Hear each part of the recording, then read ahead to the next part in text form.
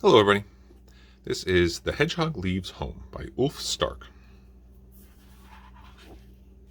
All of the sudden, fall arrived. The leaves on the trees turned yellow and red. Mushrooms pushed up out of the ground, and it grew colder day by day. "You're big enough to make your own way in the world now," said the hedgehog's mommy, giving him a kiss. "Just watch out for all the dangers in the big wide world." "I will," said the hedgehog, "and learn as much as you can." "I will," said the hedgehog, and off he set into the forest to find a place to sleep for the winter. He was proud to be so grown up, and he planned to learn as much as he could. "The hedgehog is leaving home," said the ladybug from her spot on the rowan leaf. "It's hard to believe that fall's already here," sang the mosquitoes in the bushes. "How strange they sound when they sing," thought the hedgehog. Then he remembered what his mommy had told him, that he should watch out. But suddenly he stumbled and rolled down the hill like a ball. "Well, I have learned something now," he thought once he had come to a stop. He had learned that rolling was fun. At the bottom of the hill there was a pond. He looked into the water. There was another hedgehog there. "Hello," he said. "Have you seen how grown up I am?" Then the frog, who was sitting nearby, laughed. "Are you talking to your own reflection?" she laughed. The hedgehog felt silly. "And I suppose you catch flies with your tongue," he said quickly. "Do they taste good?" "It's the most delicious food around," croaked the frog. So the hedgehog stuck his tongue out too, but he didn't catch any flies. "Goodbye. I'm going for a little dip," said the frog, and jumped into the pond. "I'll join you," said the hedgehog cheerfully, but he did not like it. So he learned two things. He learned that he could not catch flies with his tongue, and he did not like swimming. So he went with wet paws. Underneath some pine trees, beautiful mushrooms were growing, red ones with white dots. They looked absolutely delicious, he thought. He already opened his mouth to take a bite when someone shouted, "No, not one of those. They're toadstool mushrooms. They're poisonous." A field mouse peeked out from behind a fern. She was a kind mouse. Even though it had almost grown dark, she took the hedgehog to a place that had yellow mushrooms instead. "These are chanterelle mushrooms. You can eat these," she said. "Wow, I'm learning a lot," said the hedgehog, and he took a big bite. He was lucky as well, because there was a worm inside. Hedgehogs like eating worms. He was just finishing eating when he heard the swooshing sound in the air. "Help!" squeaked the mouse. "Somebody wants me for dinner." The hedgehog remembered about watching out, so he looked up. Oh my, what was that? It was a big owl diving down from the sky. He looked at the mouse hungrily. "Hide underneath me," said the hedgehog. He lay over the mouse, and at the last moment the owl turned and flew away. It did not want to get spines in its beak. "Thank you, kind hedgehog. You saved my life," said the mouse. "And you saved mine before," said the hedgehog. So he learned that it's always good to help others, and sometimes others help you. The next day, the hedgehog continued his long journey. The mouse kept him company for a while. "So where are you going?" asked the mouse. "Somewhere warm," said the hedgehog. "I'm going to sleep for the whole winter. That's what my mommy said." "Is that what you're going to do too?" "Nope, not me. But the snakes and the bears sleep all winter," said the mouse. "You're so smart," said the hedgehog. "Can you teach me everything, please?" "I don't have time," said the mouse, "but I can teach you some things."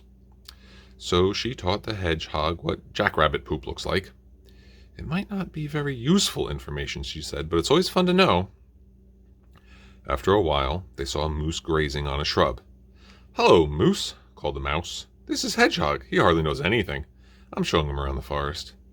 "That is very good," said the moose. So the hedgehog and the mouse continued on their way and walked up a hill. Suddenly, a pine cone rolled right in front of them. "The squirrel has been nibbling on this one," said the mouse. "He's a cousin of mine. We both have very large front teeth." She was interrupted by the squirrel calling from the branches above. "Watch out! Watch out! The fox is coming!" Then they saw the fox. She was pointing at them with her tail. "What do we have here?" said the fox to her cubs. "A mouse and a hedgehog. Let's hunt them." Just do what Mommy does. And she took great big leaps. The cubs copied her, but they bumped into each other and rolled around laughing, and they got their tails all tangled together. Hurry up so they don't get away, said the fox. Hurry up so they don't catch us, said the mouse. I can't run very fast, said the hedgehog, but I can roll. The hedgehog rolled down the hill. Then he and the mouse crept into a hole. When the fox tried to get in, she hurt her nose on the hedgehog's spines. Come on, let's go, said the fox to her cubs. Hedgehogs don't taste very good anyway. Now I've learned 2 more things, said the hedgehog. What? Asked the mouse. That holes are good and to watch out for foxes. You're right about that, said the mouse. I have to go home now. I'll see you in the spring. So the hedgehog and the mouse went their separate ways. The hedgehog was getting more and more tired. He ate and drank, and he watched out for foxes. But try as he might, he could not find a good place to sleep. An ant was hurrying along the path as fast as it could. Hello, said the hedgehog. Where are you going to live this winter? Under my ant hill, far below the ground, puffed the ant. Can I stay there too? No, you're too big, said the ant and hurried on. Soon the hedgehog heard somebody yawn. It was a bear, stomping around the blueberry bushes picking berries. She wanted to fill her tummy before she went to sleep for the winter. Oh, I'm so tired, she yawned. Watch out, called the hedgehog. The bear was just about to step on a poisonous snake. Sss, hissed the snake. I'm going to bite this paw. But before the snake could bite, the hedgehog was there. He held the snake by its neck. The snake whisked its tail around wildly, trying to get free. Gosh, aren't I brave? Thought the hedgehog. I didn't know that before. He was so surprised that his mouth gaped open. The snake slipped away and was gone, nowhere to be found. You saved me, said the bear.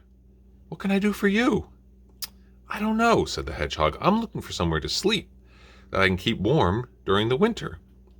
You could sleep in my cave, said the bear.